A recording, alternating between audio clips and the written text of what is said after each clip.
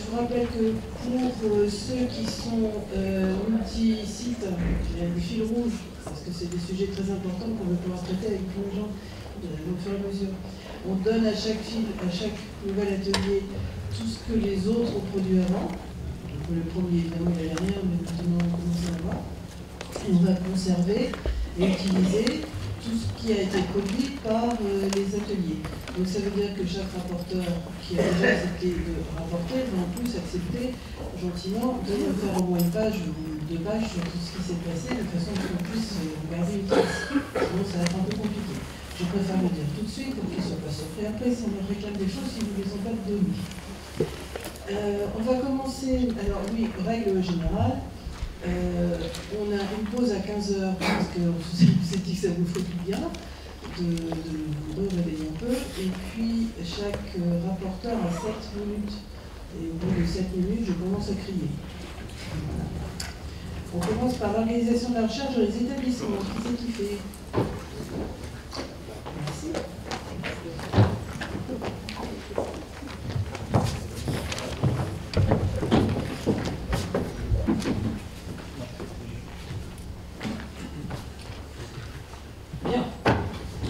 Merci, donc j'ai la chance de débuter donc, ce tour de résumé des différents ateliers. Donc le premier atelier donc, parlait de l'organisation de l'animation de la recherche. Donc, c'était la fusion déjà de deux premiers ateliers qui étaient prévus. Initialement, donc, on devait être à peu près une trentaine de personnes sur cette thématique. Donc l'objectif en fait pour organiser, il faut déjà comprendre la situation actuelle. Pourquoi comprendre la situation actuelle en fait? C'est pour faire un état des lieux, et à partir de l'état des lieux, on espère déjà comprendre ce qui se passe actuellement, et à partir de là, c'est de trouver, en gros, les axes, les idées qui sont déjà mises en place et qui fonctionnent, pour après les réutiliser et structurer comme ça plus facilement la prochaine partie, on va dire, la partie université cible. Donc l'atelier 1, en sachant que cet atelier est en fait un fil rouge, c'est-à-dire qu'il va se répartir sur les 6 ateliers au niveau des différentes connaissances réciproques. Et le but de ce premier atelier, en fait, était plutôt de travailler sur l'état des lieux, comme je le signalais, et travailler sur le choix des différents sujets qui seront après mis au niveau de groupes de travail. Donc le but était de 1, de comprendre ce qui se passe, et de 2, c'est de déterminer où on pouvait mettre des groupes de travail, telle thématique, pour faire avancer et faire accélérer le processus. Donc la première étape, c'est de comprendre le fonctionnement des différents partenaires. Prendre le meilleur, pour après donc pouvoir passer à l'étape d'après. Alors, la méthode utilisée, c'était donc une présentation croisée des différents partenaires donc, présents au niveau de l'atelier. Il y avait 5 partenaires représentés. Et après, donc, après faire une présentation individuelle, de discuter, de faire des interactions, pour essayer de prioriser donc, les thématiques à traiter donc, dans ces fameux groupes de travail. Voilà, donc c'était un peu ça l'idée. Donc la discussion a plutôt porté sur 2 sujets, la stratégie scientifique et la structuration de la recherche. Donc l'animateur, c'était Serge Pernaut, qui a donc animé brillamment ces 3 demi-journées. Ah, je sais, c'est mon côté un peu, voilà, la petite période où on brosse, on relire, c'est terminé, on va passer à l'étape d'après. Donc au niveau des partenaires, donc, nous étions donc 5, donc l'ISTA, l'UPEN, le UVC, l'ESIE, le NSG. Oui, tout à fait. J'ai un peu de la ville de Paris, tout à fait. Pourquoi je dis ça? Je ne sais pas. Donc il y avait une vingtaine de participants, donc principalement des fonctions de direction, d'accord, de département, de laboratoire ou de direction scientifique, aussi d'autres, mais en majorité. Ce qui était, oui, le regret, c'est qu'il y avait donc un fort pourcentage de gens de l'ISTAR. On remercie les personnes des autres partenaires présents, donc merci à eux. Mais forcément, il y a donc peu de représentativité sur l'ensemble des partenaires et aussi au niveau interne partenaire. Donc merci à ceux qui étaient présents au niveau de cet atelier. Et on aurait préféré avoir plus de monde et avoir aussi une disparité aussi au niveau des fonctions, plus de chercheurs aussi, et aussi de techniciens ou autres. Voilà, donc on avait un champ un peu restreint, bon, ça a pu aussi modifier un peu la perception qu'on peut avoir dans les différents transports qui vont suivre. Donc la première partie, donc hier après-midi, donc les sujets abordés c'était plutôt le lien avec les tutelles, stratégie scientifique, orientation scientifique d'un contrat quinquennal par rapport au COF, animation scientifique transversale. Les conclusions. Alors, je résume forcément 2 heures de discussion, donc vous pouvez comprendre que c'est un résumé. Les points communs, déjà, on voit déjà que globalement, sur ces thématiques-là, il y a comme beaucoup de points communs entre les différents partenaires, ce qui est déjà une bonne chose. Déjà, on était bien contents de ce niveau-là. Que le COP n'était qu'un outil qui permettait donc justement de pouvoir structurer un peu notre recherche, et bien c'était qu'un outil, et qu'on avait globalement une liberté thématique au niveau des différents champs d'application des différents partenaires. Mais, mais 2 questions donc, qui étaient posées. Tout d'abord, est-ce qu'il y aura donc le problème de hiérarchie entre les thèmes de recherche? En gros, ce qui était dans le sociétal versus finalisé, sans appel à projet, toutes ces notions-là. Les thèmes de recherche sont-elles un peu vont être forcés? Est-ce qu'on aura toujours la liberté de choisir ces thèmes de recherche? Est-ce qu'il y a une hiérarchie due au COP, due aux tutelles, due à différents lobbying, on va dire au sens large? Ou est-ce qu'il y aura encore la possibilité de pouvoir faire des thèmes de recherche plus spécifiques, sans avoir un besoin fort, externe à l'université en l'occurrence? La deuxième chose, c'était l'inquiétude de la perte de liberté. C'est un peu aussi le pendant en fait. La question, c'est est-ce que justement, les thématiques prioritaires ou d'autres notions, est-ce que ça pourrait justement impacter le futur de l'université et donc limiter en fait les possibilités des champs applicatifs que pourraient avoir les chercheurs de l'université. Voilà. En sachant qu'on a un créneau, donc un cadre assez fort au niveau de l'université, est-ce qu'il y a la possibilité de pouvoir rester dans ce cadre-là ou pouvoir quitter un peu le cadre? Donc cette inquiétude de perte de liberté au niveau des chercheurs avait été soulevée à de nombreuses reprises. La deuxième partie, structuration de la recherche. Donc on travaille plutôt sur la structure, la partie UMR, unité propre, l'évaluation HCERS, l'articulation entre les unités de recherche et les superstructures, et les partenariats, donc dans les différents types académiques, et donc formation ou autres. Donc là, c'était le sujet abordé donc, pour ce matin, donc les deux demi-heures, enfin les deux créneaux. Donc après avoir aussi à faire un tour des différents partenaires qui ont présenté les différentes thématiques, enfin les différents au niveau de l'UMR, chacun des partenaires.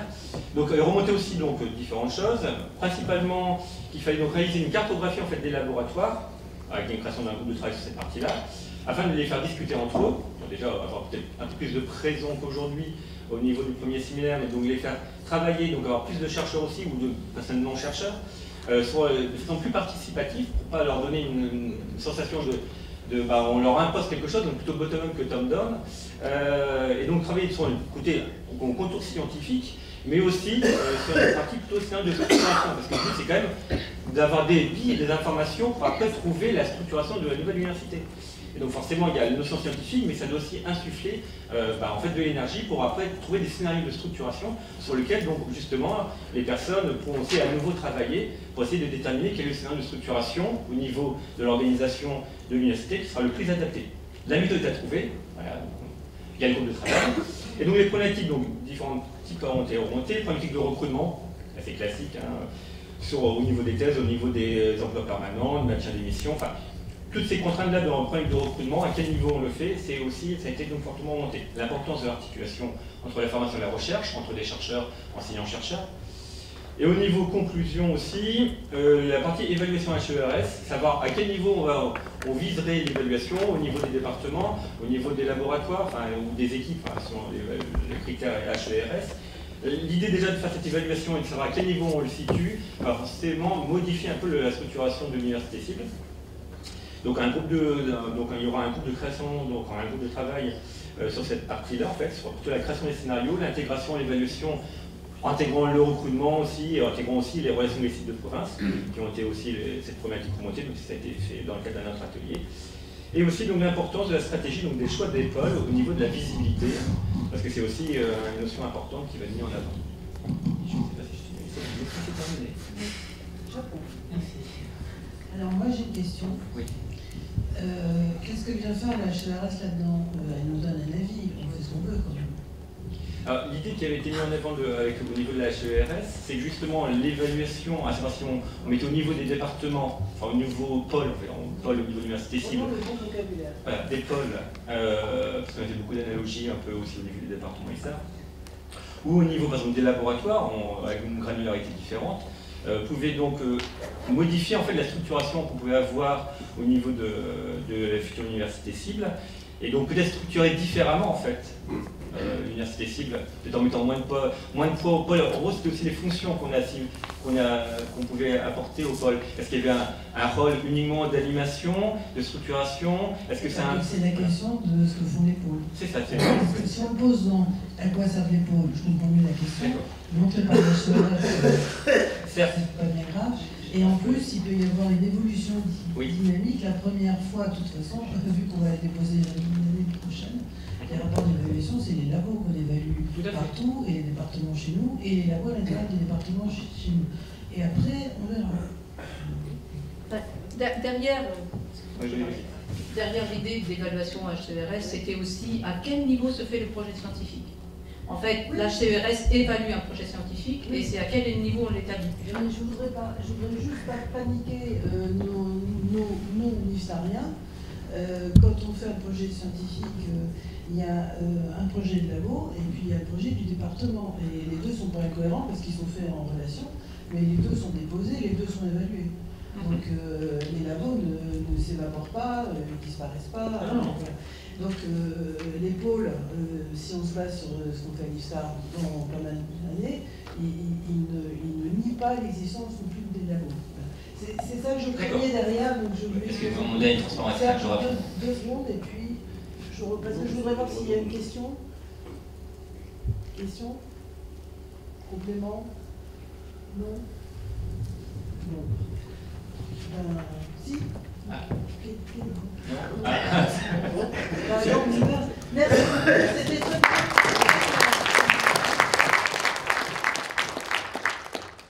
Bon, les liens entre les sites de Lucile.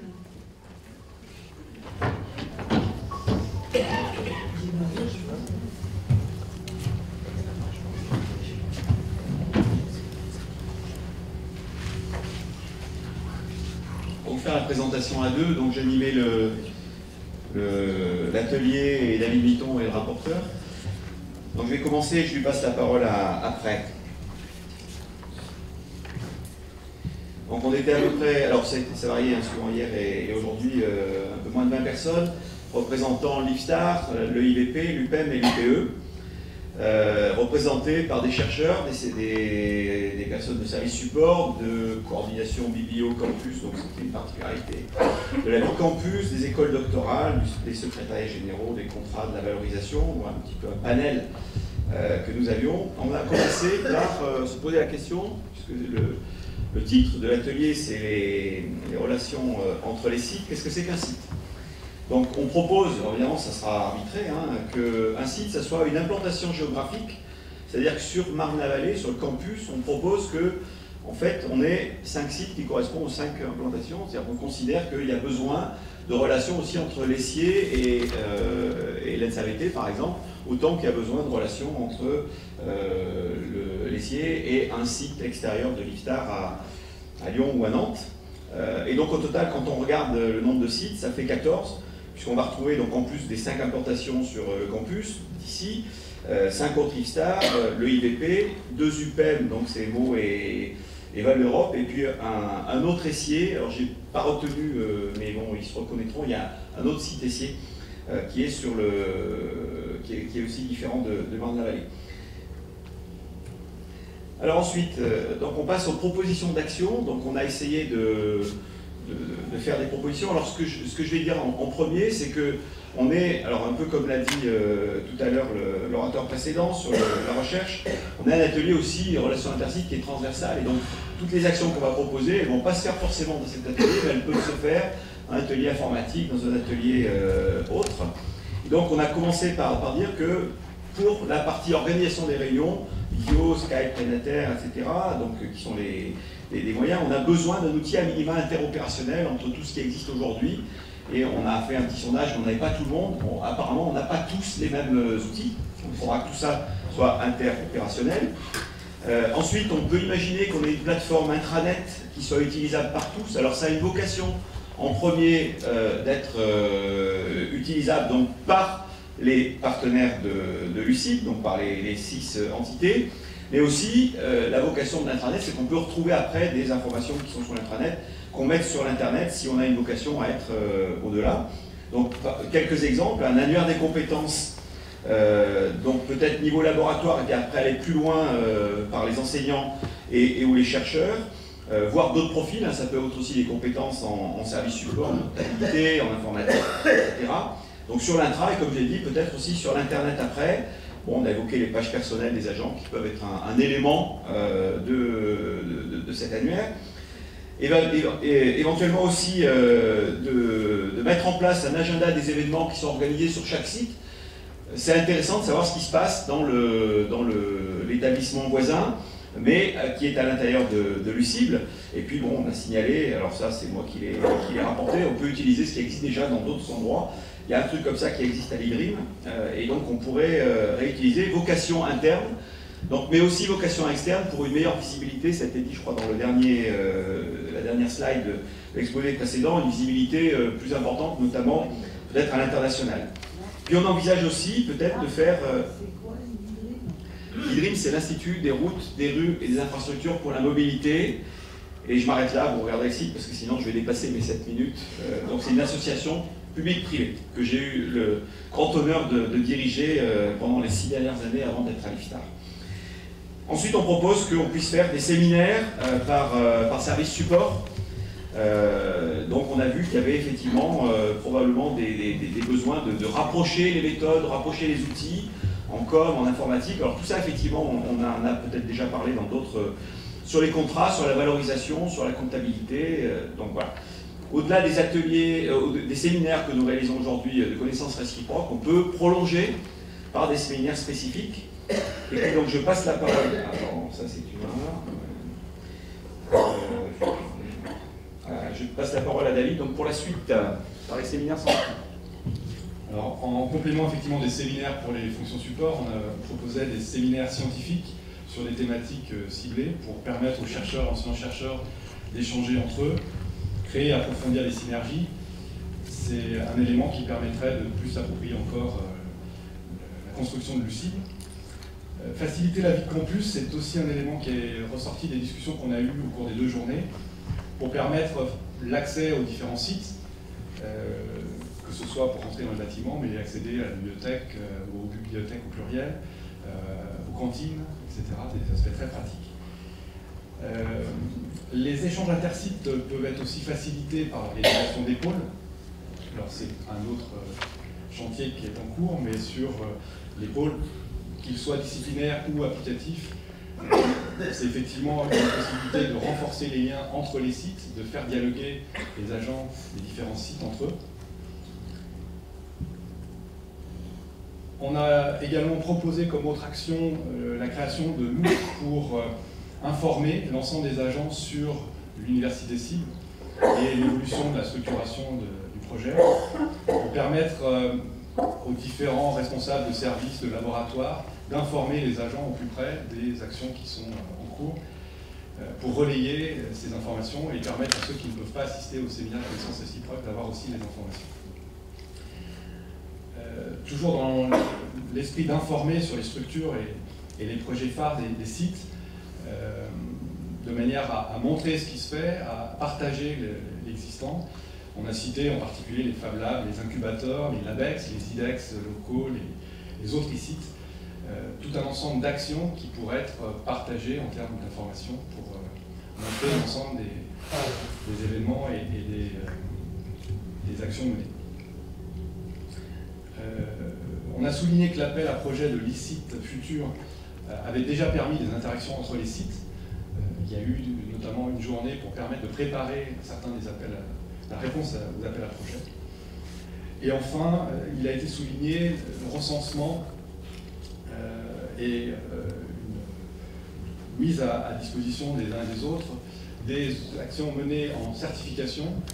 Il y a les certifications au sein de l'IFTAR, mais il y a également d'autres types de certifications en formation dans certains établissements. Voilà, pour vous présenter globalement cette synthèse. Bravo.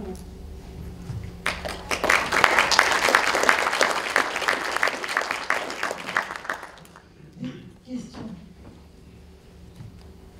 Remarque. C'est clair. Merci. Patrimoine immobilier.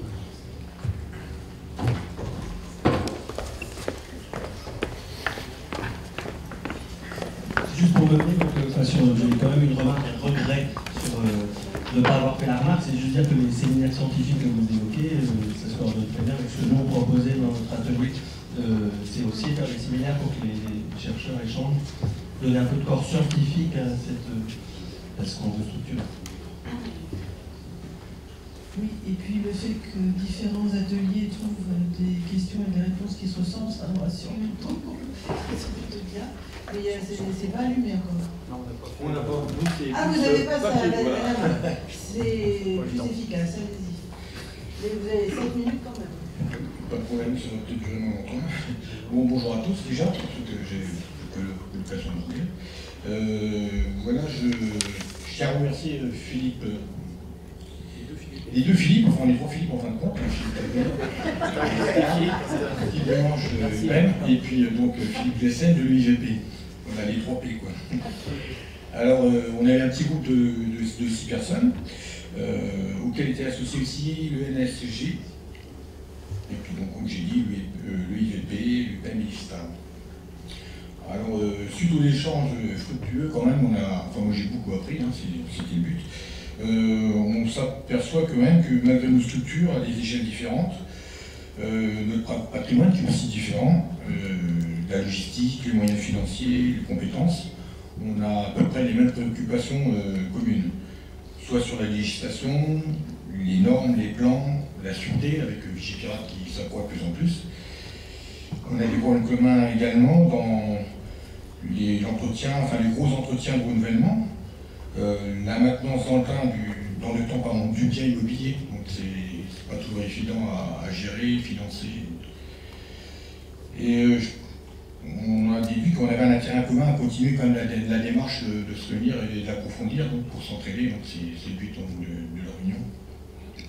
Et puis la possibilité d'échanger avec les partenaires du cible pour, comme j'ai dit, construire un groupe de travail et profiter aussi du domaine de la recherche et de l'enseignement dans le cas des SIC, dans notre démarche immobilière, construction, rénovation.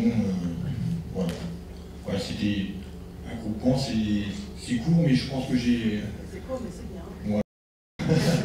C'est bien bon pour les questions un petit peu plus... il y a Philippe, les deux Philippe qui sont là pour m'aider aussi.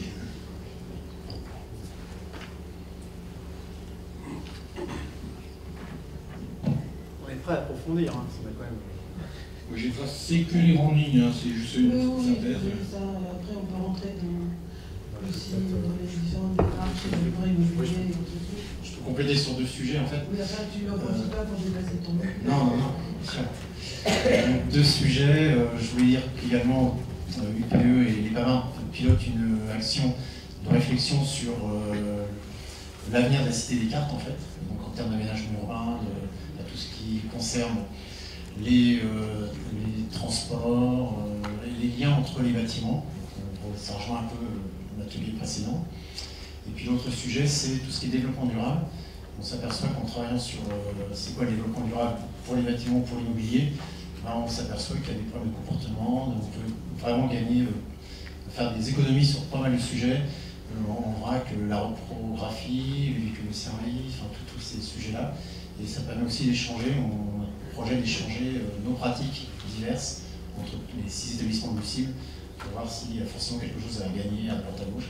Et donc s'améliorer tous sur ce sujet qui part de l'immobilier, en fait, qui concerne le comportement des personnels dans les bâtiments.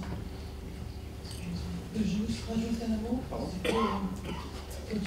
Gagner, on peut gagner au sens qu'on peut faire des économies, on peut aussi gagner au sens qu'on fait, on améliore le service rendu. Et il y a des fois, c'est rigolo, on fait les deux à la fois, en simplifiant des processus, en faisant des choses comme ça. Et puis, avec la fusion, je suis toujours sûre qu'on y arrive parce que c'est le réflexe de, tant que le décret n'est pas publié au JO, là, nous ne citons pas l'avenir, donc si les petits cochons ne mangent pas, on va avoir un sacré patrimoine à gérer avec des trucs qui sont à nous, des trucs qui sont à nous sur un terrain qui n'est pas à nous, des trucs qui ne sont pas à nous mais qu'on a le droit d'occuper gratos, des trucs qui ne sont pas à nous mais qu'on loue. Enfin, je crois qu'on a à peu près tout. On va même avoir probablement une prison en voisinage. Ça améliore la sécurité en fait du coin parce que bizarrement les gens qu'ils ne viennent pas se frotter aux caméras de surveillance. Est-ce que vous avez des questions? Des précisions? Non? Alors merci beaucoup. Parce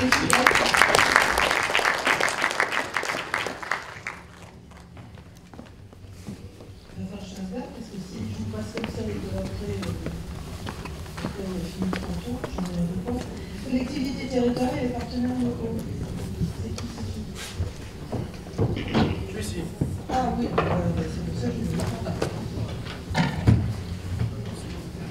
Au fait, pendant que tu rentres tout, on voulait vous demander de dire qui vous étiez quand vous démarrez, parce que est-ce que ceux qui ont déjà posé, alors les trois Philippe, on a compris d'où ils venaient, est-ce que les deux groupes précédents pourraient juste dire qui ils étaient et de quel... Donc, Fabrienne, ISTAR, COSIS, département COSIS, le laboratoire Lepsis. Marie-Lynne Galen, ISTAR, direction scientifique. Artasson, directeur délégué du site de Lyon de l'ISTAR. David Mitton, ISTAR, directeur du laboratoire de biomécanique, mécanique des chocs à Lyon. Alors, désolé, mais on est... vous avez dit qu'on regrettait que les camarades ne soient pas plus nombreux, donc... Et les rapporteurs étaient sur volontariat. Oui. Donc j'insiste. J'insiste aussi. Voilà. Je n'ai pas trouvé.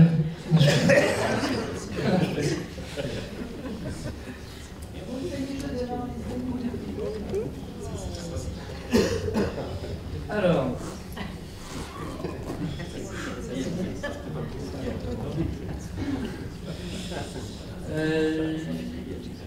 voilà. Donc nous sommes donc l'atelier collectivité territoriale et partenaires locaux. Donc à la base, j'avais trouvé quelqu'un pour... je suis Fabien Rappel de l'EIVP, responsable de la communication. Et donc j'avais trouvé en la personne de Christelle Hermel une rapporteuse qui avait des capacités de dessin assez incroyables par rapport aux miennes. Et donc qui a synthétisé notre premier atelier, qui était d'abord destiné à faire un peu l'inventaire du type de collectivité avec lesquelles nos établissements étaient en relation et avec lesquels l'université cible sera in fine en relation également. Donc nous étions composés majoritairement de personnels ISTAR, mais pas que, avec un représentant de l'INSAVT, de l'écolarchie, de l'ENSG et de l'IVP, votre serviteur. Et il y a également, on a oublié quelqu'un qui est intervenu en deuxième session de l'UPEM, mais qu'on a reperdu après. Donc, là, ça résume bien le type de collectivité et la définition qu'on a eu du mal à faire surgir de partenaires locaux, mais auxquels on a donné une définition assez large. En gros, c'est tout ce qui est non-collectivité, services déconcentrés, CCI, cluster, pôle de compétitivité, et j'en passe, parce que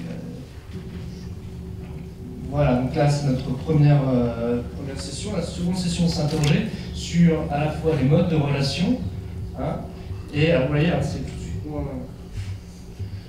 moins sexy. Voilà. Donc sur à la fois qu'est-ce qui était pour nous les collectivités? Sont-ils des clients, des partenaires? Sont-ils des territoires en tant que terrain d'expérimentation? Des sources, des sources, des données? Sont-ils des tutelles? En l'occurrence pour nous le IVP, la ville de Paris est une tutelle. Des clients d'expertise, des clients de formation initiale, de formation continue. Sont-ils des bénéficiaires de notre participation à leur politique publique et à leur stratégie de politique publique? Et après, on a essayé de qualifier chacune des relations. Sont des relations contractuelles, donc il y a des relations contractuelles, et des relations par convention. Il y a aussi beaucoup de relations informelles. Il y a de l'échange, il y a des participations croisées dans les gouvernances. Bref, ce sont des relations assez complexes à cartographier, ce qui nous amène à un SWOT que j'ai essayé de formaliser un peu mieux, sur le fait que avoir l'université cible, permettait de mieux d'affronter avec une masse critique plus importante, d'avoir un pouvoir de négociation vis-à-vis des collectivités et des partenaires locaux plus fort. Ce pouvoir de négociation plus fort nous permettrait, là on voit la liste des opportunités, hein, d'avoir une offre de formation, on dit recherche et de recherche plus lisible, de permettre à chacun des sites finalement de devenir des portes d'entrée d'un réseau plus large. Donc en ça, on serait également plus attractif vis-à-vis des collectivités et des régions comme abritant les différents sites de l'UCIBL.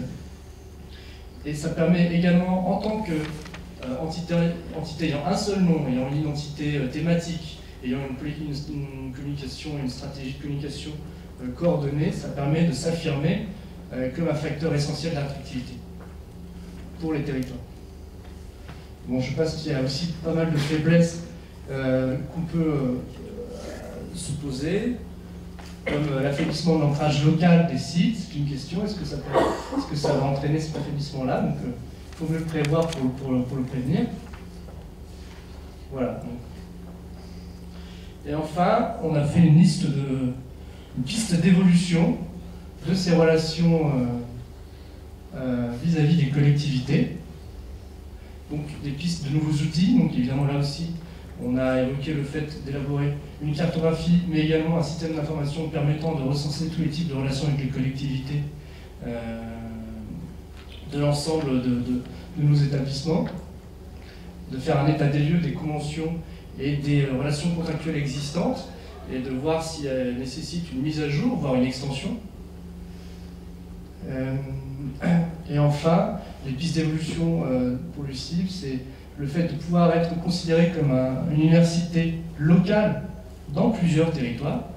Donc finalement, qu'est-ce qui interdit Rhône-Alpes d'appeler la future université son université également, ou une de ses universités, d'intégrer les collectivités partenaires dans la gouvernance, rester associé aux autres ensembles, donc aux autres sites et aux autres ensembles d'établissements, porter l'animation scientifique au niveau national et international, donc ce qui permet aussi d'affirmer sa légitimité vis-à-vis d'associations de collectivités territoriales, comme l'association des maires, l'association des grandes villes de France, ou d'autres organismes. Et enfin, la nécessité pour faire évoluer vers le haut ces relations avec les collectivités territoriales, la nécessité de structurer tout ce qui est un pôle de relations publiques et d'influence en direction de ces collectivités, qui doit prendre en compte quand même à chaque fois la spécificité locale de nos différents sites. Voilà.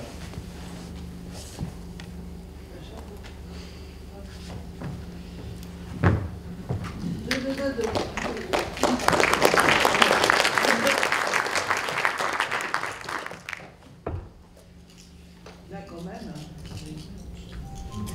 tout ce qu'on a dit, pas de questions.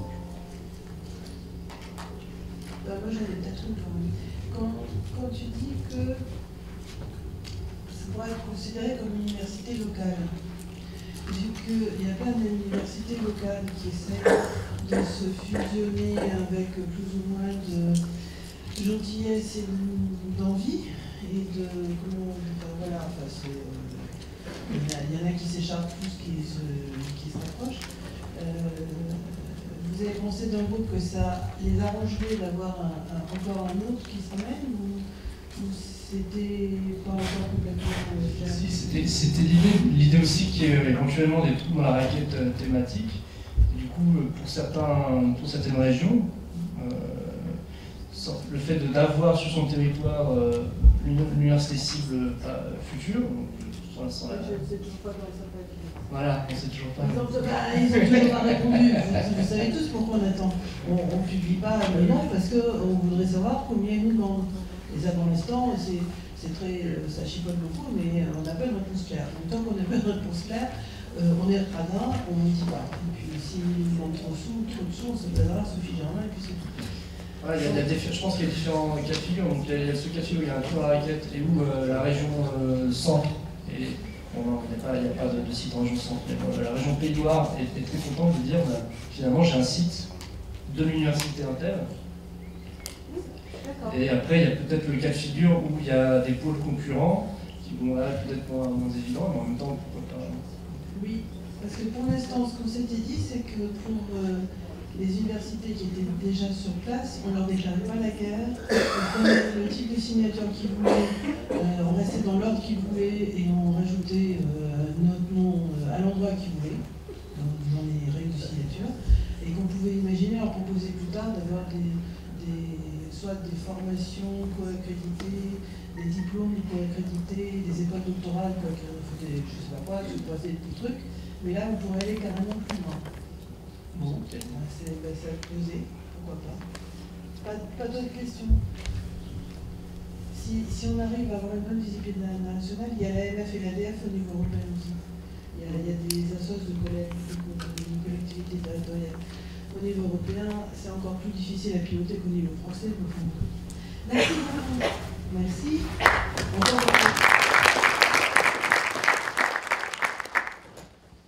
Pédagogie par projet. Là, je sens que je vais prendre des dates.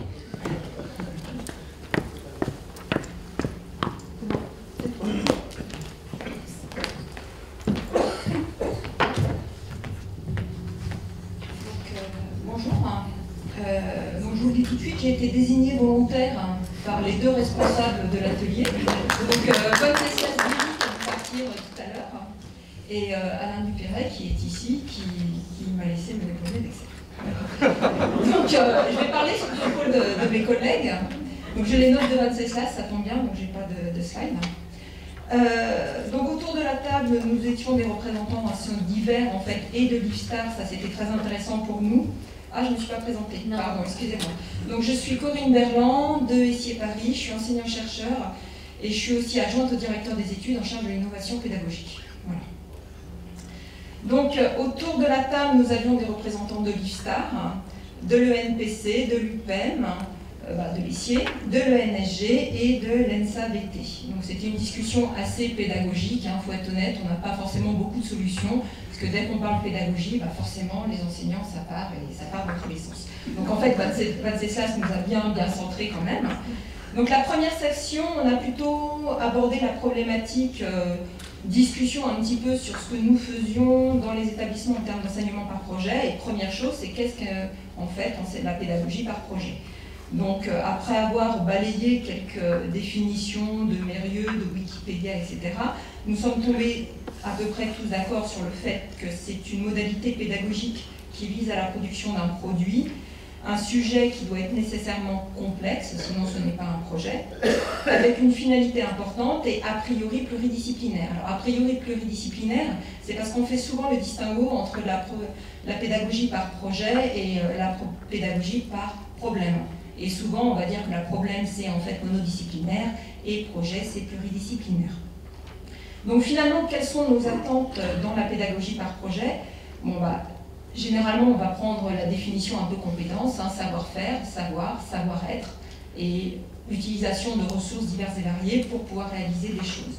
Donc en fait, l'objectif est donc d'acquérir des savoirs, savoir-faire, savoir-être, développer des compétences transverses, travailler en collaboration, communiquer, développer une certaine autonomie initiative, et ça c'est vrai qu'entre autres dans les écoles d'ingénieurs c'est un vrai sens, de la créativité, pour l'école d'architecture entre autres, aller chercher le savoir et savoir l'exploiter. Donc ce qu'on s'est dit, c'est que cette pédagogie par projet est également très riche pour les enseignants, puisqu'elle va nous permettre d'avoir une meilleure réflexivité sur nos enseignements. Les étudiants, dans le cadre de nos projets, nous apportent également énormément de choses, des choses que nous ne connaissons pas forcément. Donc ça, c'est extrêmement important et ça nous permet également d'avoir une meilleure perception de nos étudiants et finalement de beaucoup mieux les connaître. Donc on s'est posé des questionnements sur les moyens de les mélanger en discipline. Est-ce qu'on fait du pluridisciplinaire, des cultures diverses? Est-ce qu'on les oblige à se mélanger? Est-ce qu'on les laisse constituer leur groupe par eux-mêmes? Et aussi, c'est la problématique des projets, puisque quand on fait l'enseignement par projet, ça veut dire qu'on a énormément de projets à proposer. Donc il y a le problème des thématiques de projet et également la problématique des suiveurs, des encadrés. Donc aujourd'hui, nous avons commencé la deuxième session sur un questionnement beaucoup plus prospectif sur les modalités. Donc déjà, d'une part, on a un problème de suivi des étudiants, puisqu'on sait très bien que quand on fait des nouvelles modalités pédagogiques, certains étudiants seront très partants. Forcément, on sait que les bons, quel que soit la mode pédagogique que l'on va employer, en fait, s'adapteront à tout, et puis nos étudiants très scolaires, finalement, n'aimeront pas du tout cet apprentissage par projet, et là, ça va être important de mettre en place un bon encadrement pour arriver à les faire s'impliquer. Donc nous avons déjà fait un petit retour d'expérience sur ce qui marchait, ce qui ne marchait pas, ce qui a amené par exemple des très bons retours où Alain nous a parlé d'une école à Grenoble qui en fait fait une auto-évaluation des étudiants dès le départ sur leur capacité à s'évaluer eux-mêmes, ce qui va permettre après aux enseignants et à l'équipe pédagogique de mettre en place la structure de tutorat appropriée par rapport au degré d'autonomie, de confiance, d'égocentrisme des étudiants. C'est ce qu'on a dit. Ça, c'était très intéressant, cette auto-évaluation dès le départ, parce que ça va permettre aussi de constituer des groupes dans les projets en fonction des capacités des étudiants. Donc, on a parlé un petit peu des différentes problématiques du projet.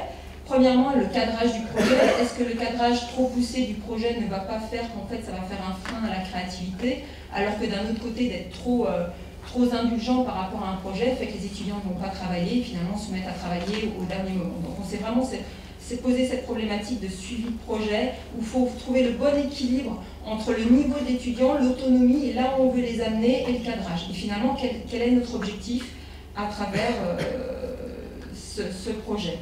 On a parlé de la progressivité, c'est-à-dire qu'on ne va pas demander la même chose en projet à un niveau L1 qu'un niveau L2, L3, M1, M2. M2, on ira peut-être plus sur des travaux de recherche, alors que peut-être que pour un bac plus 1, un L1, on va être plutôt dans l'apprentissage de méthodologie sur quelque chose de beaucoup plus centré. Donc il y a une vraie réflexion pédagogique, il n'y a pas de règle générale sur l'apprentissage par la pédagogie par projet. On a parlé aussi du suivi, de l'importance de faire un retour aux étudiants réguliers de la part d'un tuteur pédagogique et accessoirement, enfin, suivant les projets d'un tuteur professionnel. Et on a noté l'importance de développer chez l'étudiant un aspect réflexif. Il est extrêmement important que l'étudiant se pose régulièrement la question de comment il réagit dans le projet, qu'est-ce qu'il apprend et qu'il fasse une analyse de son retour d'expérience. C'est bon.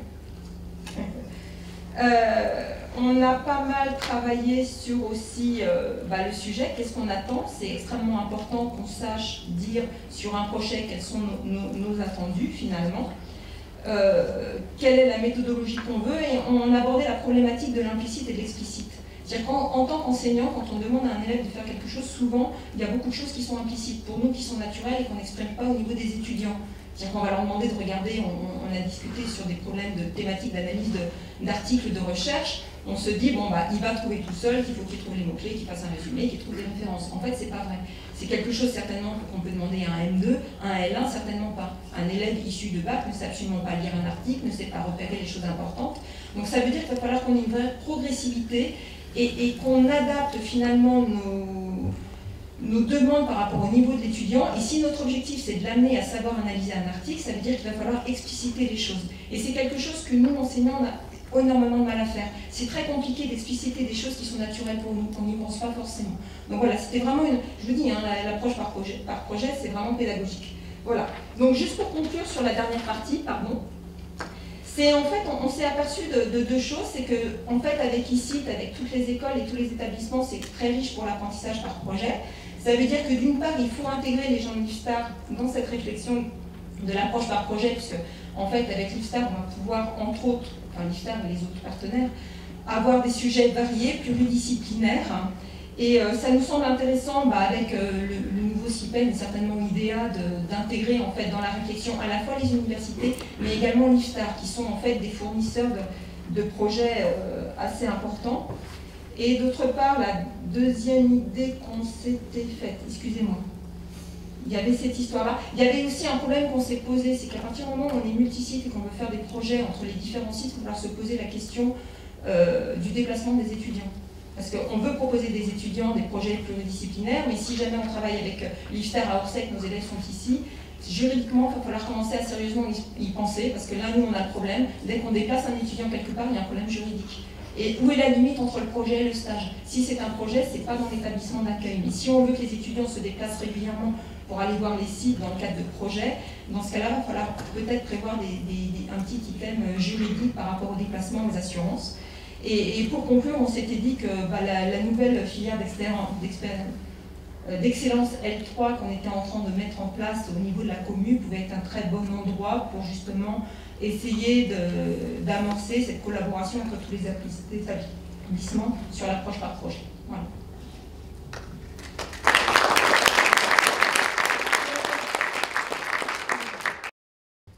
Merci beaucoup, c'était assez touffu. C'est vrai que quand on est passionné par un sujet, on a tendance à partir. Mais c'était pas pour ça, c'était pour l'atelier. Oui, l'atelier est visiblement parti en étant passionné. Une question? Je suis bavarde, je sais, c'est docteur moi qui pose une question. Ah, une question. Plus exactement, une remarque pour rebondir sur le dernier aspect. Il y a des écoles d'ingénieurs qui envoient leurs élèves ingénieurs en projet dans des entreprises. Ce sont des stages, ce ne sont pas des projets. En projet d'entreprise. Oui, mais sous une convention de stage. Je suis seulement parent d'élèves, je ne connais pas les détails. Mais non, mais le détail c'est très différent. À partir du moment où ils travaillent en entreprise, ça veut dire déjà il y a une assurance, il y a une convention de stage et en plus l'étudiant est payé. Dans le cadre de projets pédagogiques. Ils ne sont pas payés. Oui, mais il y a une convention de stage, c'est pas la même chose. Je ne connais pas le détail, mais donc eux ont trouvé une solution qui existe. Prête sur étagère, quelque part dans l'enseignement supérieur ou au ministère de l'Industrie. Oui, on a du travail. Il faut des solutions à ces questions-là. On ne peut pas se permettre d'envoyer les étudiants n'importe où, ça veut dire qu'il faut le prévoir. Non, puis après, il faut les retrouver quand même. On ne va pas les perdre. Voilà, d'ailleurs, on ne va pas les perdre. On va faire une pause. Il est 15h00. Vous êtes tous là à 15h15. Bonjour à tous. Donc oui, je me présente. Alors moi je suis Laurent Gautron. Alors j'ai en fait deux casquettes. Je suis enseignant-chercheur à l'UPEM et aussi je suis directeur adjoint du département des études doctorales de la commu Université Paris-Est. D'ailleurs je vais vous en parler un petit peu. Vous allez voir, ça arrive assez vite. Alors j'ai repris les logos un peu des 6 établissements qui vont donc former cette université cible. Donc voilà, moi je me suis occupé avec Serge Piperno de cet atelier politique doctorale et j'ai essayé d'animer cet atelier. Alors il n'y avait pas énormément de personnes, il y avait des personnes importantes qui gèrent, qui connaissent très bien le doctorat et la recherche dans leurs établissements, et on a eu des personnes sur les 6 établissements, donc ça c'était bien. Voilà, donc je voulais juste vous rappeler quand même la commune Université Paris-Est. Je vais vous dire pourquoi je parle de ça, parce que le doctorat c'est très important pour le doctorat. Donc il y a beaucoup d'établissements, il y en a 22 en tout, et dans ce que j'ai entouré en rouge, c'est ce qui est amené ce sont les établissements qui sont amenés à fusionner, enfin, en tout cas former cette université cible. Et donc juste vous rappeler quand même qu'on a été quand même pionniers ici à l'Université Paris-Est, puisqu'on était les premiers avec des établissements qui ont décidé de déléguer le doctorat à la commu. Donc ça c'était déjà il y a 10 ans. Alors juste vous allez voir, parce qu'un petit peu après, vous savez sans doute, mais on va revenir un petit peu en arrière par rapport à ce qu'on avait fait il y a 10 ans. Voilà, donc 6 établissements, alors vraiment différents en termes de recherche, de beaucoup de choses, et des tutelles différentes. Donc en termes de doctorat, il y a UPEM et IFSTAR où il y a des cohortes importantes de doctorants. Et puis il y a des écoles d'ingénieurs, écoles d'architecture, donc avec des spécificités. Donc ce que je peux vous dire, c'est que donc évidemment il y a eu 2 temps dans cet atelier. Hier, des présentations, rencontres, on apprend à se connaître, à savoir comment ça fonctionne dans chacun des établissements. Et puis ce matin, rapidement, en début de journée, on a continué à échanger, à essayer de faire des propositions, voir un petit peu les points sensibles aussi. Ça, on en a identifié 2, je vais vous montrer ça après. Alors, les intervenants, je les ai mis en vert, là, hein, donc, qui ont parlé chacun de leur établissement respectif. Alors, et puis les personnes qui ne sont pas en vert ont participé aussi hein, à la préparation des présentations hein, qui ont été faites sur chacun des établissements. Bon, je ne vais pas vous dire les fonctions de toutes ces personnes, mais ce sont vraiment des personnes qui sont impliquées dans le doctorat, dans la recherche, dans tous ces établissements. Alors, donc la première difficulté qu'on a rencontrée, c'est déjà de faire le décompte de ces doctorants. Les chiffres ne sont pas les mêmes. Donc moi, je suis allé sur le site de l'université cible, donc j'ai vu 530 doctorants. Et après, quand on a discuté avec Jean-Luc Clément, il y avait des chiffres un petit peu différents, en tout cas pour l'UFSTA, les chiffres par établissement aussi. Et puis quand j'ai fait une extraction via ADUM, hein, qui est la base de données ici à l'Université Paris-Est, bon, je suis arrivé à un certain nombre de doctorants, hein, vous voyez ici là, en rouge, j'ai essayé d'extraire un petit peu les doctorants pour chacun des établissements. Bon, on n'arrivait pas tout à fait au même chiffre, donc voilà, ça déjà ça sera un chantier, c'est d'essayer de faire le décompte. Hein. Ça c'est les chiffres que j'ai pris sur le site de l'université cible. Hein. Donc, alors à voir comment ça a été fait, hein, ce décompte. Voilà. Donc ça c'est un premier point qu'on a soulevé. Alors, ensuite, bon, ce qui est ressorti un peu des présentations. Bon là j'essaie de faire une synthèse, hein. Bon pas évident, hein, c'est tout neuf là. Hein. Évidemment, sans doute des différences d'échelle, hein, différences de poids de la recherche et du doctorat entre une université, un organisme de recherche et puis des écoles d'ingénieurs ou écoles d'architecture. Ce que je peux dire quand même, c'est en écoutant les différentes présentations, il y a une réelle dynamique hein, de structuration de la recherche, une dynamique autour de la recherche dans les écoles, que ce soit les écoles d'ingénieurs et l'école d'architecture. Ce qu'on a vu aussi, c'est des financements de thèse hyper variés, hyper diversifiés, donc avec des spécificités hein, pour certaines écoles, donc il y a Fulbrox, CIFRE Entreprises, etc.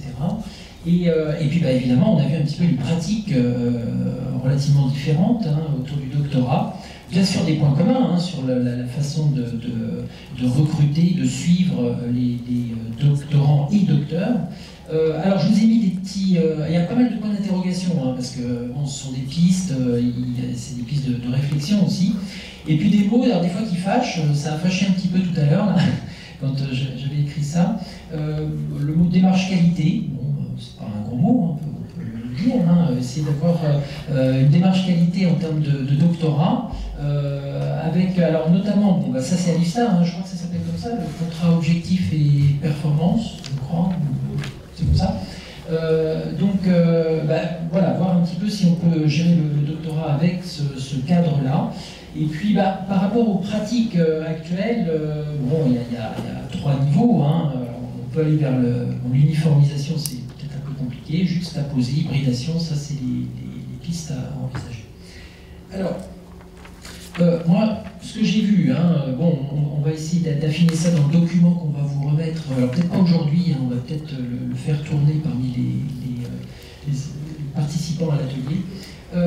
C'est que il y aurait 2 façons de faire en termes de doctorat, de stratégie doctorale. Alors la stratégie des établissements, où est-ce qu'elle apparaît? C'est dans notamment le nombre et la répartition des contrats doctoraux. Et ça, on voit qu'il y a en gros 2 façons de faire. Hein. Une façon de faire qui se fait, donc nombre et répartition des contrats qui sont fléchés par école doctorale, et ensuite tout est géré au niveau de l'école doctorale pour donc le classement, des sujets, etc., le recrutement des candidats, donc délégation à la commu. Et puis l'autre cas, donc on a un établissement, ça serait Lucible là, avec des axes thématiques hein, de recherche, avec pas de fléchage vers les ED, avec appel à proposition de sujets, classement des sujets, et après évidemment il y a un avis des directeurs d'unité de recherche et de département, et puis la gestion du recrutement par l'établissement. En fait, ça pose une question, et c'est revenu dans toutes les discussions. Qui fait quoi? Est-ce que c'est l'université cible ou la commu? avec les ED, le DED. À quel niveau se fait la gestion? Est-ce que c'est une gestion partielle, totale? Est-ce que c'est l'université cible qui voudra gérer tous ces docteurs, ou est-ce qu'elle délègue, je me dépêche, ou est-ce qu'elle délègue aux ED? Ça pose la question aussi du futur de la commune. Ça aussi, c'est un problème. Je me dépêche. Alors, juste quelques tendances, le contexte autour qui revient des acteurs du cœur, de ce que j'ai entendu, on irait un petit peu vers ça. C'est la question de conserver ou pas une structure transverse, un type département des études doctorales, pour gérer le doctorat. Ça, la question se pose. A priori, ce que j'ai eu comme retour, c'est qu'on garderait quand même une structure transverse pour la gestion de toutes les actions transverses autour du doctorat. Il y a l'histoire du périmètre des écoles doctorales, parce que les écoles doctorales sont pluridisciplinaires ici. Donc, a priori, le retour des directeurs d'écoles doctorales, ce serait de conserver ce périmètre. Et alors, la grande info, c'est qu'a priori, on irait vers des diplômes de doctorat qui reviendraient dans les 3 établissements importants, donc l'UCIBL, l'UPEC et l'ENPC. Donc voilà, l'idée ici, c'est de regarder un petit peu comme je disais, les différentes pratiques. Il y a évidemment des bonnes pratiques, il faudra s'en inspirer. Avec les différentes étapes du doctorat, ça va du recrutement jusqu'au suivi du doctorant et ensuite après la thèse. Donc, alors ça, c'est des propositions. Est-ce qu'on pourrait imaginer que, par exemple, l'UCIBL s'occupe du recrutement de ces doctorants? Ensuite, la gestion se ferait donc de l'inscription jusqu'au diplôme par les écoles doctorales, et ensuite le suivi. On pourrait utiliser le fonctionnement IFSTAR qui montre ses preuves en termes de pourcentage de retour des docteurs, même 5 ans après leur diplôme. Bon, les 2 points sensibles, et je termine par ça, les 2 points sensibles ici, c'est qui sont sortis des discussions. Alors, il y avait des représentants de l'IFSTAR, d'autres sites. C'est quid des doctorants sur les autres sites, à Nantes, Lyon, Lille, etc. Donc, a priori, ces doctorants s'inscriraient à l'université cible? Non? Bon, d'accord. Ok, voilà, donc point d'interrogation. Donc, on peut. Mais on peut même imaginer d'accueillir un doctorant qui est inscrit ailleurs et qui vient faire une partie de ses manifs ici. Très bien, donc c'est plus flexible. Non, parce que si on commence tout de suite à avoir des « il faut que », personne ne jouera avec nous. D'accord. Donc je préférerais qu'on reste ouvert. Très bien, ça va faire plaisir. Très bien, parfait. Ok, bon, donc on enlève le premier point là. Et alors l'idée après, c'est qu'il y a des écoles doctorales qui sont à Nantes, à Lyon, des écoles doctorales, voir si on se lance vers des co-accréditations. Ça oui. D'accord. Et je m'étais sur... Oui, tout à fait, oui. Et un petit peu sur le modèle des... nous, on a 2 écoles doctorales accréditées sur Paris-Saclay, Santé publique et ABS, en biologie, voilà. Donc sur ce modèle-là, je pense qu'on pourrait aller vers des co-accréditations. Alors après, voilà, l'idée, c'est les mobilités. Oui, bon, ça on verra. Mais ça a été posé comme question au cours des discussions, là. Donc incitation à la mobilité entre les sites de l'UCIBL, évidemment, donc on a les points d'interrogation. Voilà. Alors, l'autre point sensible, c'est... alors ça c'est revenu dans les autres restitutions d'ateliers, de certains ateliers, c'est les moyens prévus par l'UCIBL, dans l'UCIBL, pour les acteurs de la recherche qui sont sur des thématiques qui ne sont pas forcément sur la ville. Et donc bien sûr pour tout ce qui est doctorat, oui, d'accord. Des personnes se posent ces questions, c'est les retours qu'on peut avoir. Ceux qui font des maths, de l'info, culture, société, etc. Donc les moyens et notamment aussi tout ce qui est financement autour du doctorat, bien sûr. Oui, bien sûr. Oui, et ça si c'est un sujet. Alors je vérifie si j'ai pas un petit camarade directeur d'établissement ou président d'établissement, enfin on a tous des titres. Non, j'ai pas, je suis toute seule. Alors bon, je vais me lancer toute seule. Ça c'est un sujet qu'on a abordé plein de fois. Parce qu'à chaque fois, on a besoin de se redire que on ne comprend pas bien la question, en fait. Parce que le sujet de Future, c'est un sujet de type ANR, c'est un projet, enfin c'est un projet qui dépasse la science, mais c'est de type projet, ça concerne une partie de nos troupes. Et dans aucun établissement, ça concerne la totalité des gens. Et le projet de fusion, il concerne tout le monde et pas obligatoirement sur le sujet de la ville. Donc, il y a une grosse superposition, mais il y a des tas de gens, y compris à l'IFSAR, qui ne travaillent pas sur la ville. Et même en tordant beaucoup aussi, on y arrive toujours, parce qu'à la fin, il y a des gens, et les gens en général, ils passent au moins une fois dans leur vie par une ville. Donc ok, bon, mais enfin c'est idiot. Et actuellement, les gens qui font des maths et de l'informatique, par exemple, et aussi de l'histoire de la ville, des trucs comme ça, on peut toujours aussi la rapprocher à la ville si on veut. Mais on a besoin aussi de, comme disait Henri Vandal, de blue sky research. Voilà, on a besoin de gens qui sont sur de l'amont, qui sont aussi sur des choses pas appliquées, on en a aussi parlé tout à l'heure et ce matin, et à chaque fois je me sens brimée, parce que je me dis, j'ai envie de dire que, évidemment, on a besoin de continuer à faire des choses qui ne sont pas tout de suite appliquées, parce que si nous on ne fait pas ça, qui c'est qui va le faire?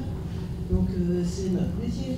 Et on a besoin d'aller plus loin possible pour le vendre à des gens qui sont des collectivités, du savoir, des entreprises, mais c'est pas la totalité de notre métier. C'est pour ça que là j'étais en train de faire des bulles. Donc, oui, mais c'est les retours, je pense que c'est la lecture enfin, ils ont pu voir des documents qui disaient que l'université cible allait porter le projet licite.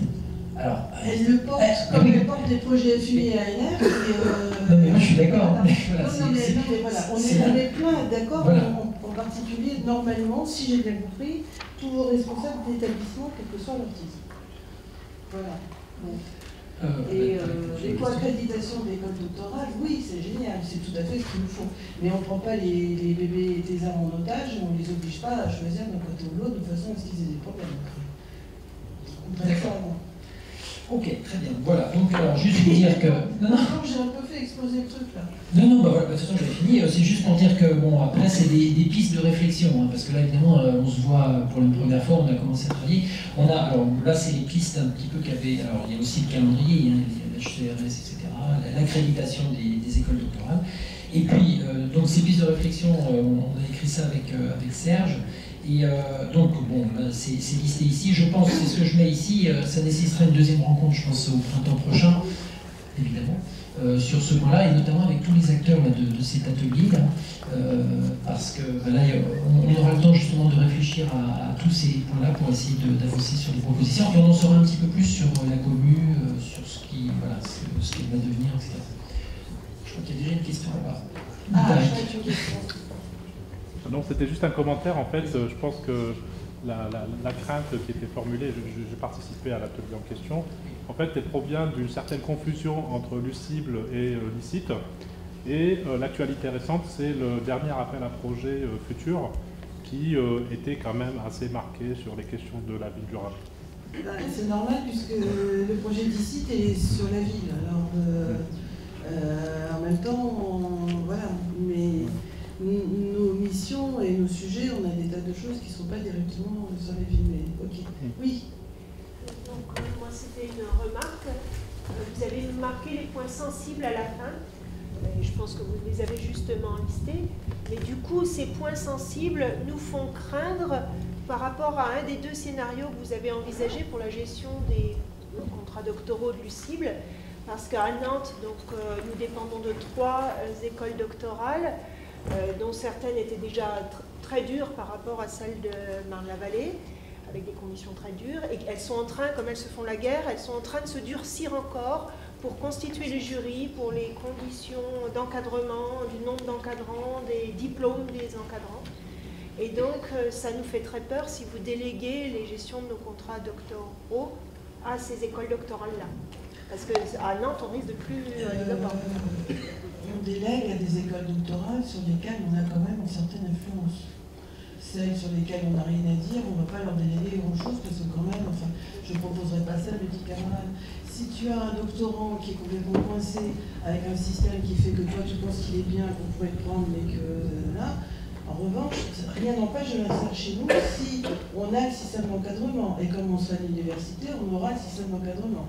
Donc l'avantage, c'est que nos écoles doctorales sont nationales.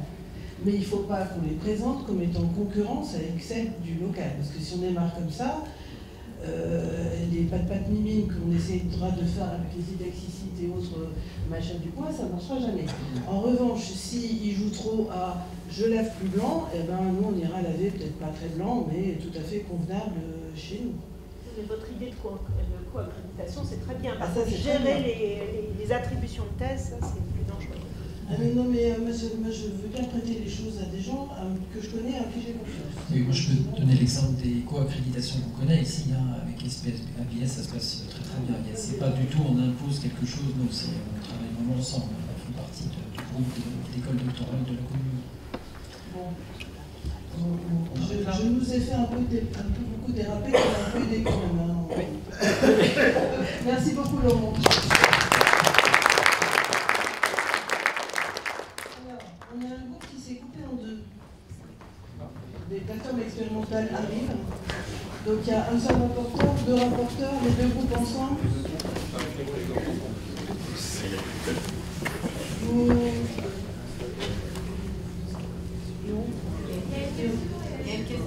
Il y a une question. J'avais une micro-remarque par rapport à l'atelier.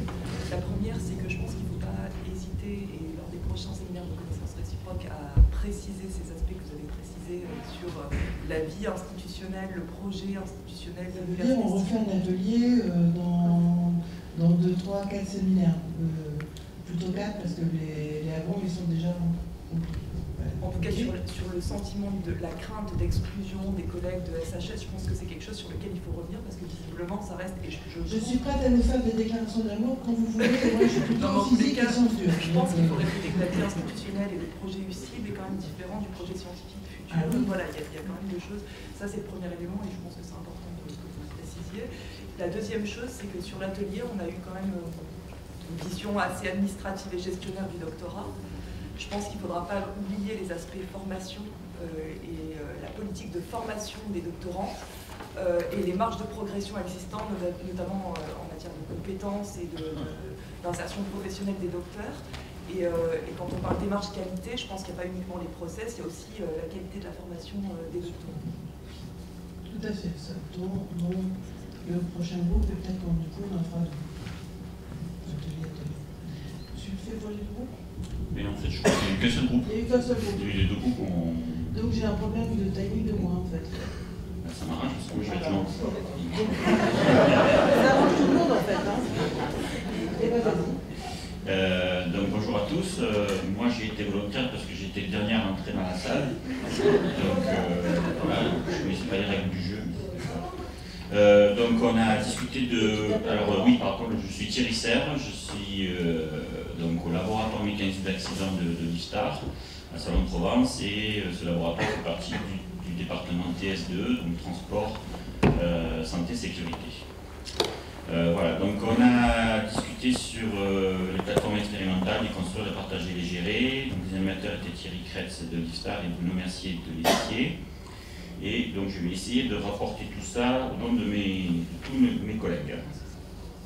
Alors, on avait une feuille de route assez chargée, on devait faire un SWOT, on devait réfléchir au niveau scientifique et recherche, on devait imaginer le futur.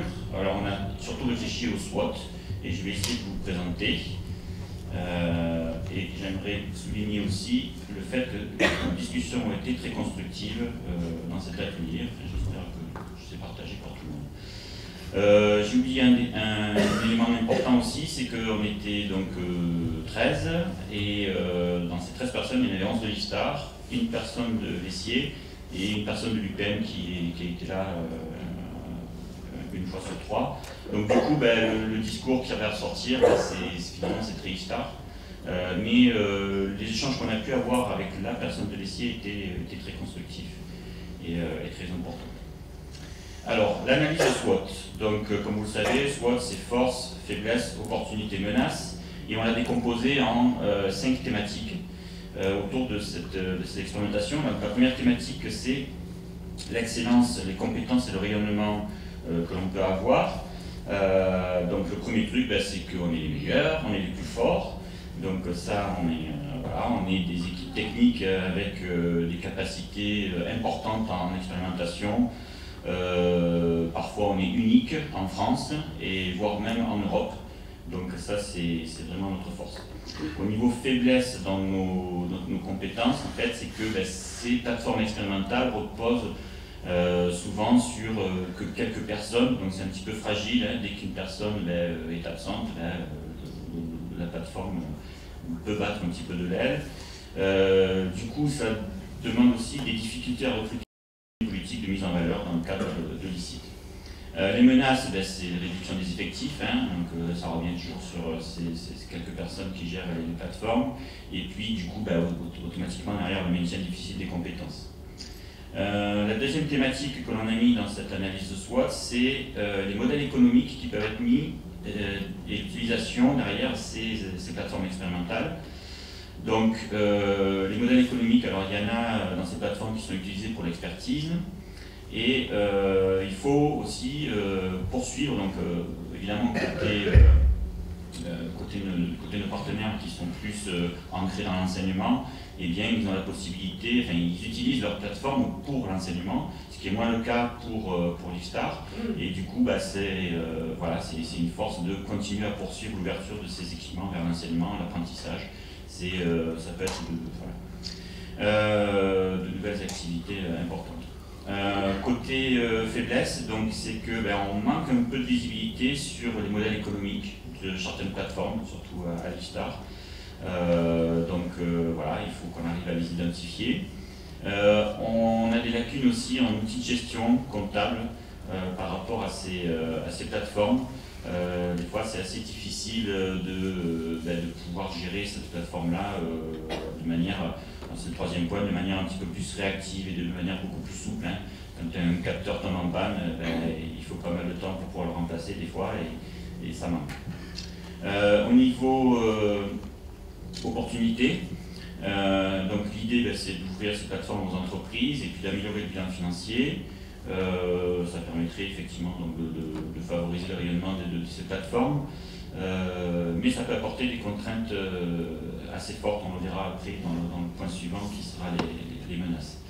La mise en place d'une comptabilité analytique, hein, on l'a vu côté SIE, bon, il y a des modèles qui marchent bien apparemment, donc il faut s'en inspirer à mon avis. Enfin, à notre avis, et puis donc mettre en place une politique de prix flexible qui serait en fait en fonction de si c'est pour la recherche collective, si c'est pour la recherche et développement, sur contrat industriel, la mise à disposition des entreprises, ce genre de choses.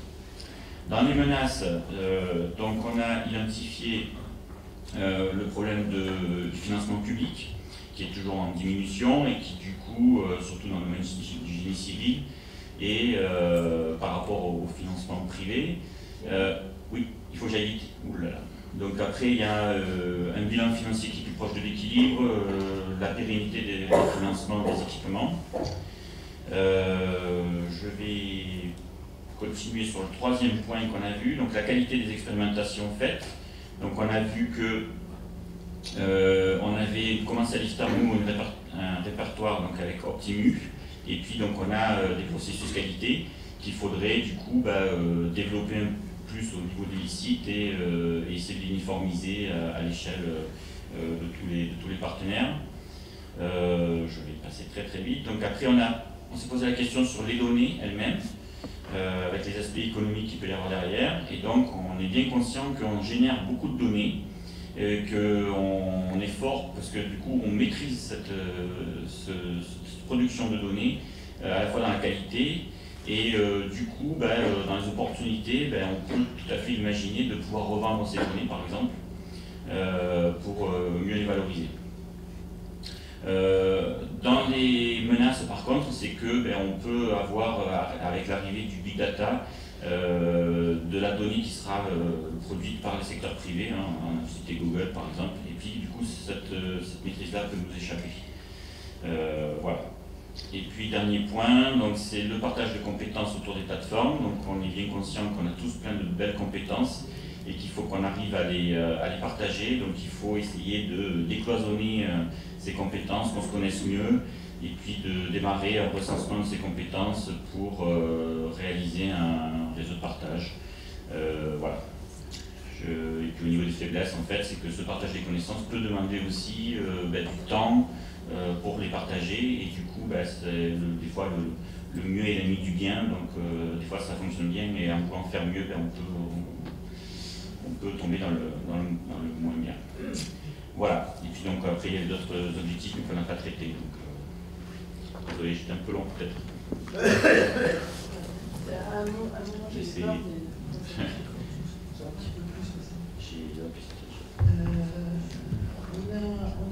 Je ne sais plus, on a prévu un autre atelier dans un autre séminaire.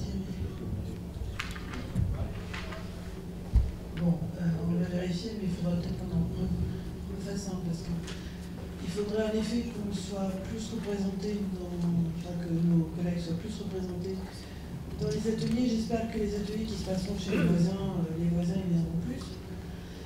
Parce que je sais très bien qu'on n'est pas les seuls à avoir des plateformes intéressantes. On en a des très très jolies.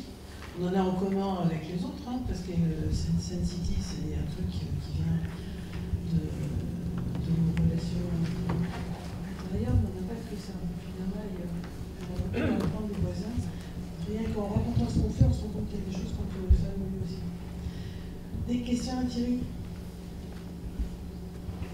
Oui.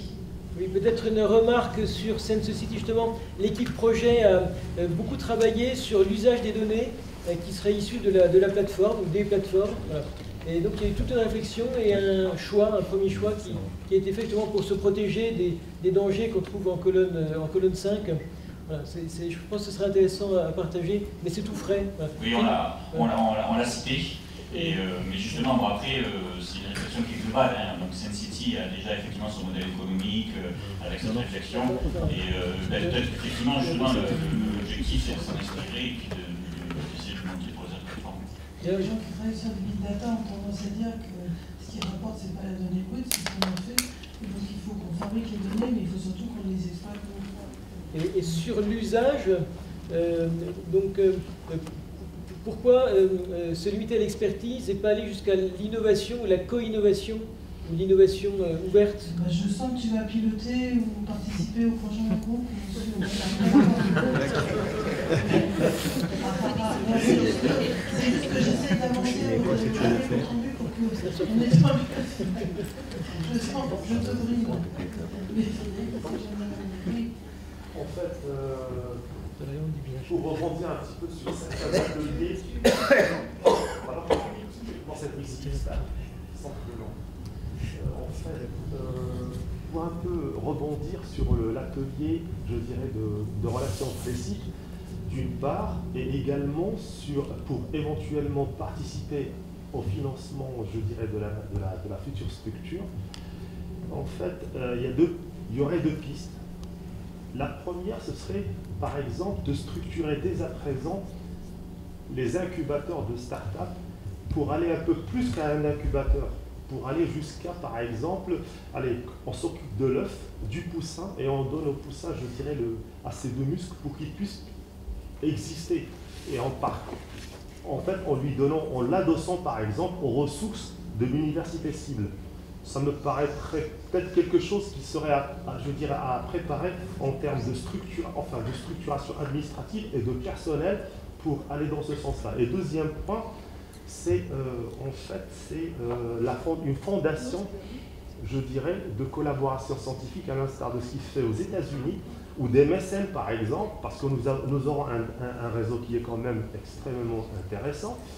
Et en fait, il faudrait structurer, si l'idée, je dirais, paraît intéressante, structurer dès à présent, je dirais, l'éclosion d'une fondation qui se respecte, c'est-à-dire sur la façon de gérer ses finances, et la façon avec laquelle, je dirais, il peut être utilisé pour des sujets de recherche donnés. Dernier point, s'inspirer par veille scientifique et technologique des bonnes pratiques de structuration, je dirais, d'universités tentaculaires comme celle que nous espérons voir apparaître très prochainement. Merci Monsef. Merci Thierry.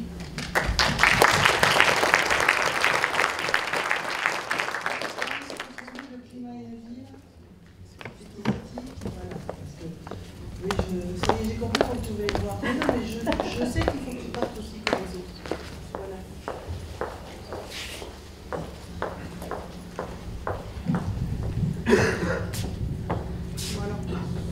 Odile Edbeau, je suis économiste de formation, désolée, sciences humaines. Le micro, ce sera mieux. Il est allumé. Donc, sciences humaines, Villeneuve-d'Ascq. Mais mon laboratoire est ici, à Marne-la-Vallée, le DAS, dynamique économique et sociale des transports. Donc nous avions à réfléchir sur ville et climat, vaste programme. Donc nous étions 11 personnes, 9 personnes de l'IFSTAR sur 3 sites, 1 EIVP et 2 de l'IEC. Donc on a fait un tour de table et puis donc on s'est dit que en fait il y avait des atouts dans ce domaine parce qu'il y avait beaucoup de compétences très pointues dans différents modèles concernant la ville. Et qu'il y avait l'importance de développer une intuition globale au départ pour arriver à une vision globale avant de faire les travaux de recherche, et besoin de lier l'ingénierie et les sciences humaines. Et donc se posait déjà une première fois la question des moyens pour favoriser cette pluridisciplinarité, j'y reviendrai. Donc concernant toujours les atouts, il y avait besoin donc de recenser les sujets étudiés à l'université, à l'IFSTAR et dans les écoles d'ingénieurs. Et on a donc un peu réfléchi là-dessus et on a vu qu'il y avait donc un intérêt à travailler ensemble sur certains sujets développés par différentes personnes sur le même sujet. Donc par quels moyens? Donc on a dit qu'il faudrait développer des réseaux scientifiques de type ce qui a pu se faire à l'INRES ou à l'IFSTAR sur les plateformes interdisciplinaires, sur un sujet donné, ou bien voilà, c'était les GERI, je viens d'apprendre que c'était CSR. Enfin bon, les groupements de réflexion interdisciplinaires sur un sujet, s'inspirer du modèle scientifique du LEAD qui est développé à l'IEC, et de faire attention aux lacunes qui pourraient exister, et donc il est très utile d'assister à des conférences internationales pluridisciplinaires sur ce sujet. Puis il y avait besoin de recenser les atouts locaux qu'on possède ici, donc l'Efficacity, les Lab Urba, Sense-City, et donc de pouvoir y travailler ensemble. On a rappelé le rôle du chercheur, donc comme ça en passant, qui était donc d'apporter des connaissances pour aider à prendre des décisions et de concevoir, faire des conceptions de modèles pour réfléchir. Donc là, on avait montré un exemple qui était des travaux universitaires portugais sur la conception d'une ville sans voiture privée, tout en assurant tous les trajets nécessaires. Et donc c'était parti sur ESSI. Donc les points importants à prendre en compte, la pluridisciplinarité, une meilleure intégration de la valeur dans les modèles économiques. C'est quoi la valeur d'un paysage? C'est quoi la valeur d'une forêt pour les gens? Travailler sur l'évaluation et sur les articulations décisionnelles aux frontières des compétences institutionnelles, donc la planification et comment se font les mises en œuvre, quels sont les freins. L'importance d'étudier les cas intéressants qu'on arriverait à recenser, donc des villes qui se reconstruisent, qui se réorganisent. Et ne pas oublier l'agriculture et l'interland de ces villes. Donc, des points importants à étudier qui sont d'abord s'interroger sur les composantes humaines, du climat aux impacts sanitaires, donc les nouvelles épidémiologies, la vulnérabilité économique, la vulnérabilité sanitaire, les nouveaux modèles urbains, donc l'organisation, la réorganisation de la ville et des citoyens, quelles solutions, les gouvernances mises en place, les modèles économiques mis en place, quel type d'évaluation pour mesurer en fait ces nouvelles réorganisations, organisations, avec un certain nombre de focus. Donc, quel métabolisme urbain, quelle forme des villes, quels sont les microclimats urbains qui sont engendrés, que peut se passer s'il y a inondation en ville, inondation et zones du littoral, parce que beaucoup de villes sont sur les côtes. La durabilité des usines nucléaires pour répondre aux besoins des villes pour le moment, l'acceptabilité sociale de tout cela, et les systèmes, faire une focale aussi sur les systèmes énergétiques. Qu'est-ce que ça veut dire que de développer des nouvelles motorisations? Donc on s'est interrogé aussi sur les formations à ce sujet. Donc on a bien sûr dit qu'il fallait un lien entre la formation et la recherche, que c'était essentiel, et qu'il fallait se former à certains paradigmes de demain, comme le vieillissement, les nouveaux comportements, et puis si plus de voitures, plus de voitures partagées. Intégrer des nombreuses filières, donc intégrer du climat dans des formations existantes, Se poser la question s'il ne manque pas des modules, hein, donc, sur le climat, sur l'énergie, sur les liens avec l'urbanisme à assurer avec l'école d'urbanisme de Paris. Regarder quelles sont les formations et comment c'est fait par exemple à l'EIVP. Intégration, comment se fait les intégrations de politiques publiques, transport, urbanisme, environnement par exemple. Assurer des éclairages dès les masters par des professionnels. Et intégrer, alors ça c'est une idée, intégrer les anciens élèves qui représentent des viviers extraordinaires, ce qu'on appelle maintenant les alumni, bon, c'était des anciens élèves. Quelle diffusion dans la société? Reprendre l'idée des summer schools adressées à tous les élèves de l'ISUT, pas seulement les PhD comme les doctorants, mais tous les étudiants pour faire un peu de fertilisation. Et la question de la formation continue, dont la formation des décideurs politiques.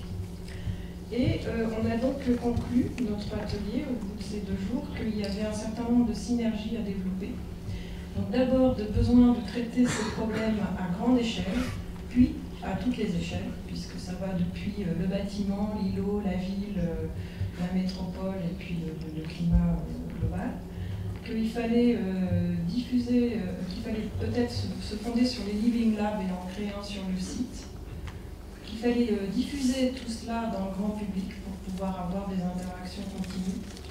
Et puis enfin, on a terminé sur une note un peu joyeuse qui était de stimuler la créativité et que pour ça, il fallait autoriser les chercheurs à se lancer dans le prospectif, penser à plus de 30 ans. Il y a 30 ans, est-ce qu'on pensait au téléphone portable et tout ça?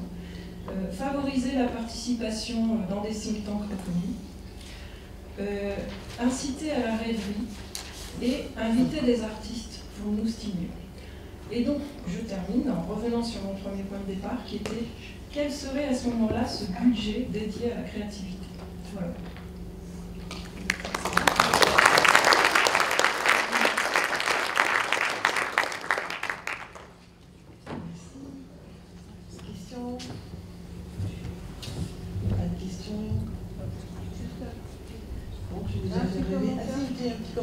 Un tout petit commentaire, c'est que là, sur un exemple du climat, ça répond en partie à l'inquiétude concernant que deviennent les sciences humaines, etc. Parce que là, pardon, tu peux dire qui tu es? Oui, pardon, qui je suis? Laurence Berry, je suis à l'UIVP. Donc je disais qu'à partir d'un cas particulier, on a dit que sur cette question du climat, les sciences sociales, les sciences humaines sont incontournables et c'est presque le truc à voir en premier. Et voilà, donc c'est pas parce que comme l'inquiétude a été formulée tout à l'heure. Oui, mais on a plein d'exemples dans la salle de gens qui viennent de l'ISTAR, qui sont, n'est-ce pas, la boutique complètement sciences dures, qui n'a que des angles aigus et qui ne comprend rien aux sciences humaines, sauf qu'on a plein de représentants qui font des sciences beaucoup moins dures et à angle plus doux, etc. Et qui nous parlent de créativité. Donc je trouve qu'on pourrait changer de réputation un petit peu. Voilà. C'est pas parce que je vous fouette tous les matins qu'il faut venir. Merci beaucoup. D'autres remarques? Mais je suis d'accord, mais je ne sais plus comment dire qu'on a besoin de sciences sociales et humaines. Ça illustre. Voilà, non, mais c'est hier matin, je vous expliquais que nous, méchants ingénieurs, on est parfaitement capables de vous fabriquer un système qui marche. Il suffit qu'il n'y ait pas de gens dedans pour que ça marche. Et là, ça marchera. Sauf que les gens, ils veulent autre chose. Alors donc, il faut bien essayer d'écouter et comprendre. On s'est pris tellement de baffes avec les débats publics qu'on a compris qu'il fallait qu'on soit un peu plus ouvert. Donc on a appris à s'ouvrir. Donc du coup, quand les gens nous disent « bah alors, vous êtes pas ouvert », bah si, c'est juste que vous n'avez pas vu nous ouvrir comme une fleur. Bon, je vais arrêter de raconter des bêtises. Il ne reste même pas 1 minute. Alors je voudrais faire quand même quelques remarques. Il y en a une qui est plutôt positive, c'est que ça fait 2 séminaires. Il y a quand même pas mal de gens qui restent jusqu'à la fin. Les ateliers de 6 heures, presque, dont on expliquait au début que c'était une horreur, on ne savait pas quoi se tourner bien, que on savoir se raconter, les gens ils n'arrivent pas à les arrêter. Hein. Bon, donc ça c'est bien. Ça veut dire que toute la partie production en commun, discussion, échange et co-présentation, et comment tu fais toi, etc., ça marche. Ça c'est bien. Un truc que je trouve moins bien, c'est qu'on s'inscrit pour 2 jours et pour essayer, ou alors on dit carrément qu'on vient qu'une journée ou que l'autre, Mais quand on s'inscrit à un dîner et qu'on ne vient pas, ça veut dire que là, on a perdu la moitié des dîners, c'était pas très sympa pour les voisins. Et en plus, ça veut dire que l'effet collectif, alors comme je ne sais pas qui était là et qui n'était pas là, puisque je peux regarder sur tout le monde, c'est pas très ni sympa pour les gens qui sont fatigués à organiser, ni sympa pour les collègues qui vous ont pas vu. Donc il faudrait passer le message aux voisins, et quand vous venez au dîner, même si vous habitez ici. Ça c'est ma partie méchante. Je reviens à ma partie plus gentille. Merci vraiment d'avoir beaucoup discuté, beaucoup papoté aussi. Les papotages, c'est presque la partie la plus importante des séminaires, les rencontres en commun. Il y a plein de gens que je ne connaissais pas avant hier matin, je suis ravie de vous avoir rencontrés. Et donc il vous reste à rentrer chez vous, dans votre labo, dans votre bureau, je ne sais pas où vous voulez, et passer de bonnes fêtes de famille pour ceux que je ne verrai pas. Et puis à bientôt l'année prochaine pour les séminaires suivants.